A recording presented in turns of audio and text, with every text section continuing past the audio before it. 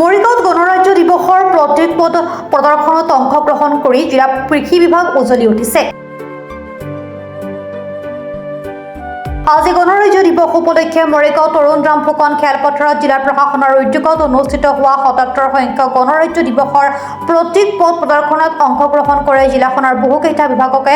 তাৰ মাজতে জিলা কৃষি বিভাগে এই প্ৰতীক প্ৰদৰ্শনত অংশগ্ৰহণ কৰি তৃতীয় স্থান লাভ কৰিবলৈ সক্ষম হয়। তৃতীয় স্থান লাভ কৰিবলৈ সক্ষম হোৱাৰ পিছতে মৰিগাঁও জিলাৰ কনিষ্ঠ কৃষি বিষয়া দিব্যজ্যোতি হাজৰিকাই উৎফুল্লিত হৈ পৰাৰ পিছতে সংবাদ মাধ্যমৰ আগত এইদৰে কয়। গণৰাজ্য দিৱসৰ এই পবিত্ৰ মুহূৰ্তত মই আপোনালোক সকলোকে শুভেচ্ছা জ্ঞাপন কৰিছোঁ।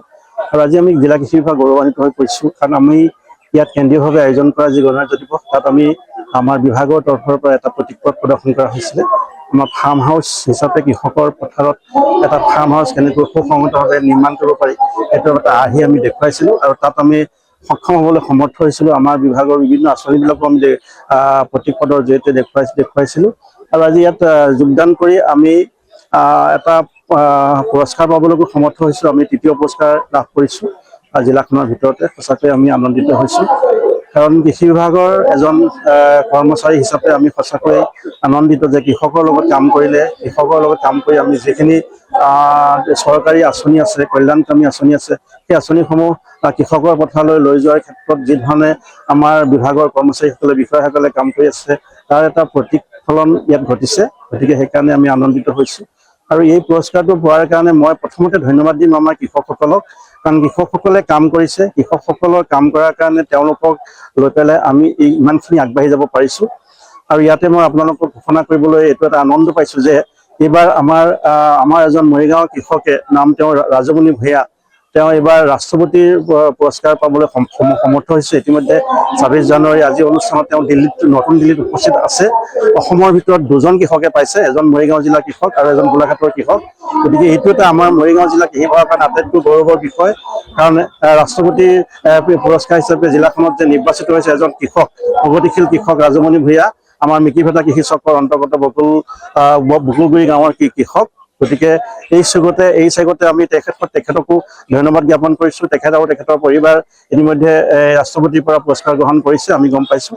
গতিকে আমি তেখেতক ধন্যবাদ জ্ঞাপন কৰিছোঁ। আপোনালোককো আমি আজি এই শুভ মুহূৰ্তত পুনৰবাৰ ধন্যবাদ জ্ঞাপন কৰিছোঁ। মৰিগাঁৱৰ পৰা ভুৱনাথৰ ৰিপৰ্ট, প্ৰাত টাইম ডিজিটেল।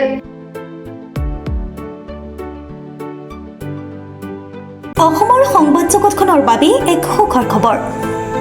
আপোচবিহীন ৰাইজৰ কণ্ঠ সাপ্তাহিক কবচ পুনৰ এবাৰ অসমৰ ৰাইজৰ মাজলৈ।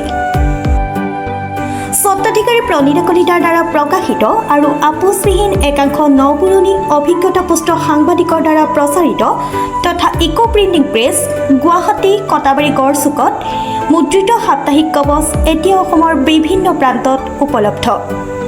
আমাৰ ঠিকনা মুখ্য কাৰ্যালয় অসম ফৰেষ্ট স্কুল, হৰি মন্দিৰ পথ, গুৱাহাটী, আৰু উপ কাৰ্যালয় কলিতা মাৰ্কেট, বিজয়নগৰ, কামৰূপ, অসম।